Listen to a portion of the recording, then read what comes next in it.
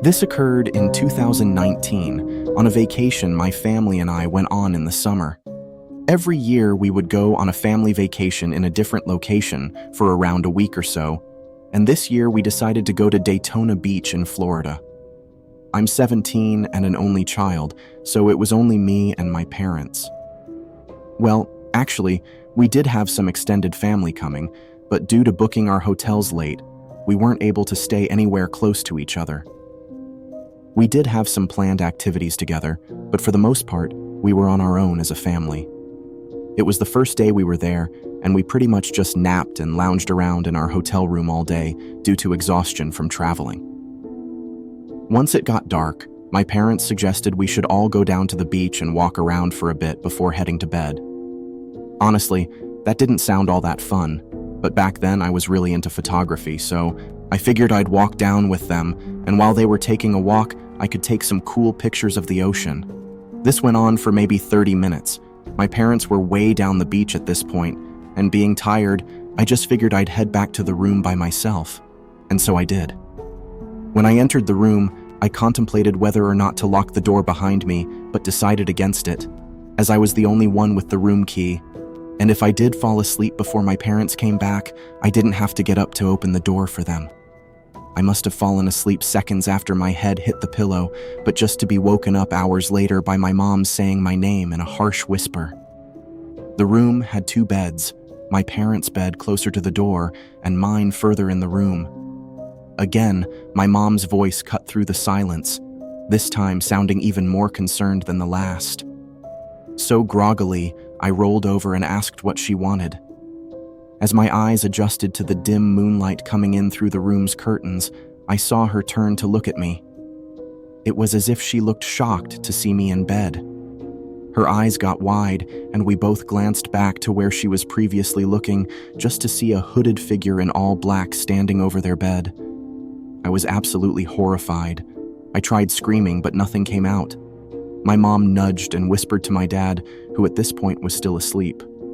All the while, the figure just continued to stand there, until finally my dad woke up, and everything else seemed to have happened in an instant.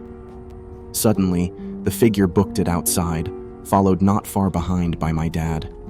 My mom was now screaming bloody murder. I tried to follow my dad, but lost him before even making it to the hotel exit. My mom called the police, and shortly after, my dad would return, having been outrun by the figure.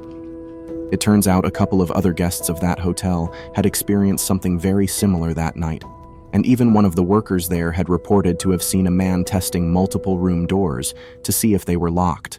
What we figured must have happened is that somewhere between me arriving to the room and my parents arriving, this man must have let himself in.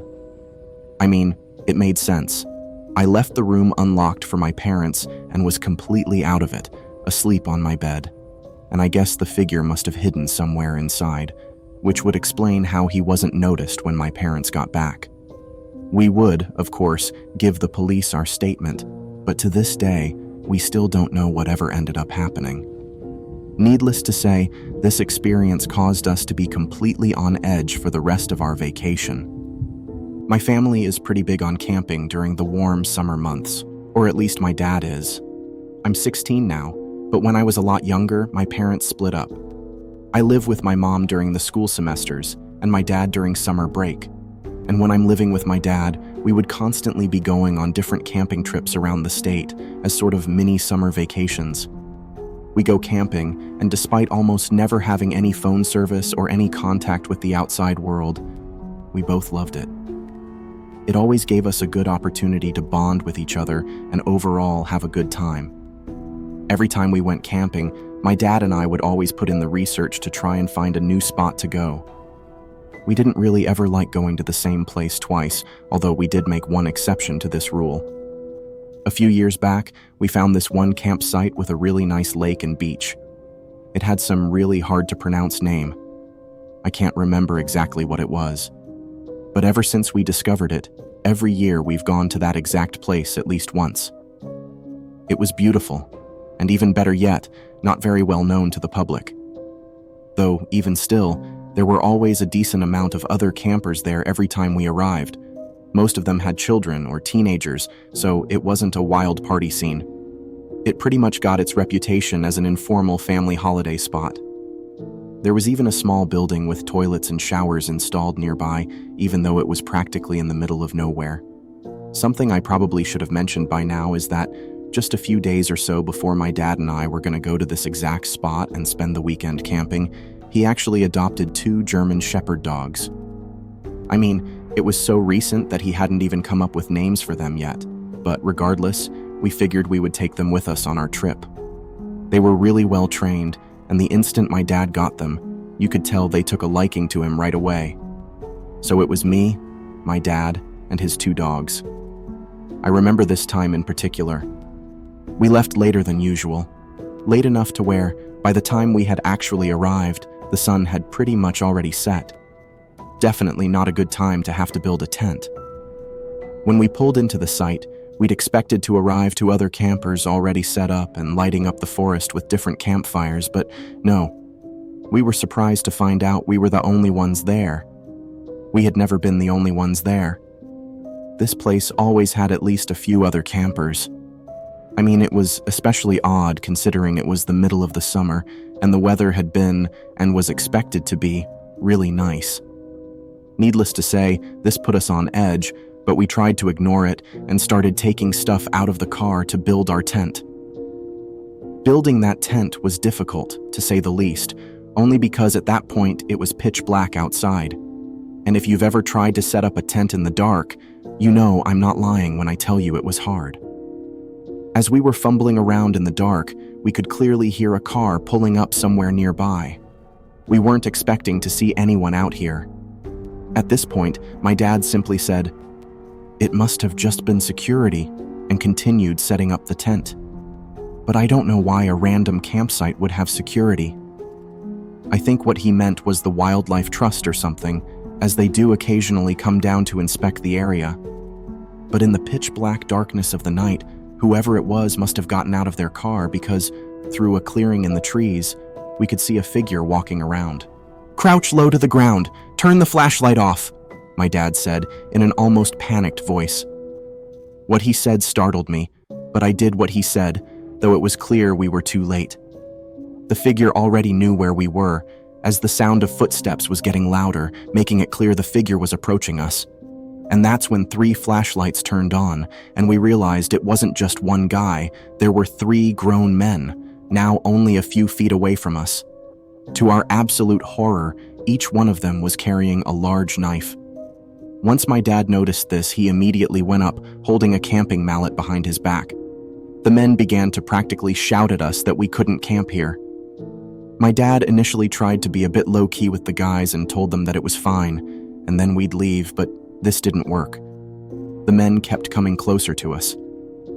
I remember shaking. I was utterly terrified, as I'm sure anyone would be in that situation. It genuinely felt like these guys wanted to fight, and I knew for a fact my dad, against 3 grown men with knives, would not have ended well. But that's when I remembered the dogs. I opened the car door, and both of them instantly jumped out of the car and towards the men. And that did it. The men scattered into the forest, but not before the dogs got some good bites in. As quickly as we could, we gathered our things and got back in the car. Both of us shook up from what had just happened. I looked both of the dogs over, and they looked fine. No marks, nothing. My dad and I were trying to figure out what to do. We couldn't book a hotel as they didn't allow dogs, so ultimately, we just decided to drive home. On our way back, my dad called the non-emergency line for the police and reported what had just happened. Disturbingly, when we gave the location, we were informed that the park we went to had been closed for months now due to a murder that had taken place there. There had apparently still been an ongoing investigation, resulting in it staying closed for the summer. That did explain the lack of people there, but as we entered, we saw no signs informing us of this whatsoever. We gave the best description of the 3 men that we could, but you gotta remember it was pitch black outside, and it all happened so quick, so I don't know how accurate we were. But apparently the woman we spoke to said they may get in contact with us in the future, as one of the descriptions we gave supposedly matched a suspect wanted in relation to the murder. Though, at least so far, we haven't gotten a call back. This happened around 2 years ago. My friend and I, both female and both 16 at the time, were vacationing in a small national park in California. It was technically my friend's family vacation, but I was close enough to her family that they were happy to invite me. It was only over an extended weekend, so it wasn't like I was intruding on an expensive, multiple-week vacation or anything. We stayed in a hotel in a somewhat touristy area on a decently busy street. And this night, being teenagers, we begged my friend's parents if we could go off alone to play mini golf. The other night, I'd been looking on the Snapchat map and was able to see a mini golf course nearby. I remember suggesting we should check it out, and we figured this night would be perfect. It was only about 4 blocks down from our hotel, and we insisted on walking there alone. After a bit of pleading, her parents agreed, as long as we were back before dark. When we got there, we quickly realized the course itself was in terrible condition. It looked abandoned. I mean, all the bushes were overgrown, half the holes were flooded. You get the idea. Though in my mind, this wasn't a bad thing. Maybe this meant we wouldn't have to pay. We saw another group of teenagers playing in the distance, and considering there were a couple of clubs and golf balls lying around, we just started playing. We played the first half of our game, and nothing eventful happened, but that's when we noticed a man, probably in his mid-20s or early 30s, just following us around the course. The group of teenagers that had been there had left at this point, meaning it was just me and my friend alone with this dude. After getting a better look, I realized the guy had on what looked to be a work uniform for the police. Maybe the place wasn't abandoned. Maybe we really were supposed to pay, and both me and my friend figured he was coming to kick us off. But no, he was just lingering around close to wherever we were. Finally, the guy approached us and asked us how old we were. He said he was asking us because he needed to verify we were young enough to be eligible to play for free, and so we told him our age. Looking back, I regret doing this, but he replied simply saying, "Oh, okay." We thought that would get him to leave us alone, but he didn't. He kept asking us questions like where we were from, what grade we were in, who we were with, and personal stuff like that. We didn't engage much in the conversation and kept shooting looks at each other, as if we both agreed the situation was getting weird. I guess he picked up on this, as finally he left us alone. We finished playing our game, and at that point, it was actually starting to get really dark. As we exited the mini golf course, I noticed something. There was a sign that read, "Closed for the summer," which made me realize the guy we had been talking to didn't work there. He couldn't have. He was impersonating an employee. And that's when my friend stopped me on our way out. We saw the man, but now with 4 other men all sitting on a park bench near the exit. We were frozen for a couple of seconds, not knowing what to do, but that's when one of the guys noticed us and pointed in our direction. All of them got up in sync and started full-on sprinting towards us. We both knew exactly where we needed to go to exit, and so we had no choice but to run back into the course and climb a fence to get on the sidewalk leading to our hotel. I remember saying one word: run. And we did. We ran back into the course, climbed a fence, and continued to run the 4 blocks back to our hotel. We never looked back once, so realistically, neither of us knew if the men followed us or not. But nothing else happened that night.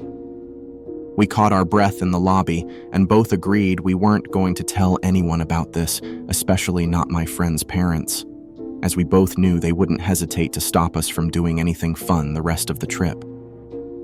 To this day, it still makes me sick to my stomach to think what those guys' intentions were that night.